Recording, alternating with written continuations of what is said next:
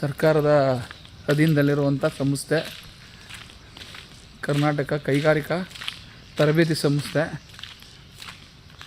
Government ITI college Kanakapura.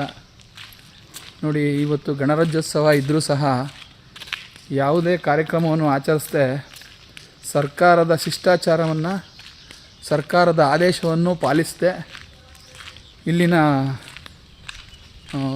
ಏನು ಜವಾಬ್ದಾರಿ ಇರುವಂಥವರು ಮಾಡಿರುವಂಥ ಇದೊಂದು ದೇಶದ್ರೋಹದ ಕೆಲಸ ಅಂತ ನಾವು ಭಾವಿಸ್ಬೇಕಾಗತ್ತೆ.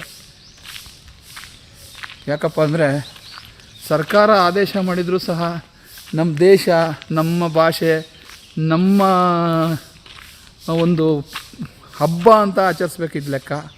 ಆದರೆ ಇದನ್ಯಾವುದನ್ನು ಇವರು ಆಚರಿಸದೇ ಈ ರೀತಿ ನೋಡಿ ತುಂಬಾ ಈ ರೀತಿ ನಡ್ಕೊಂಡಿರೋದು. ಇವ್ರ ಮೇಲೆ ಸೂಕ್ತವಾದ ಕಾನೂನು ಕ್ರಮ ಕೈಗೊಳ್ಳಬೇಕು. ಇವ್ರನ್ನೆಲ್ಲನೂ ಸಸ್ಪೆಂಡ್ ಮಾಡಬೇಕು. ಇವ್ರಿಗೆ ಸರಿಯಾದ ರೀತಿಯಲ್ಲಿ ಬುದ್ಧಿ ಕಲಿಸ್ಬೇಕು. ನಮ್ಮ ದೇಶದ ವಿಚಾರದಲ್ಲಿ ಮುಂದೆ ಈ ರೀತಿ ಯಾರೂ ಈ ಥರ ಮಾಡಬಾರ್ದು ಅನ್ನೋ ಉದ್ದೇಶದಿಂದ ನಾನು ಇವತ್ತು ಬಂದು ಈ ಕೈಗಾರಿಕಾ ಪ್ರದೇಶದ ಇದರಲ್ಲಿ ಮಾಡಿದ್ದೀನಿ. ನಮಸ್ಕಾರ.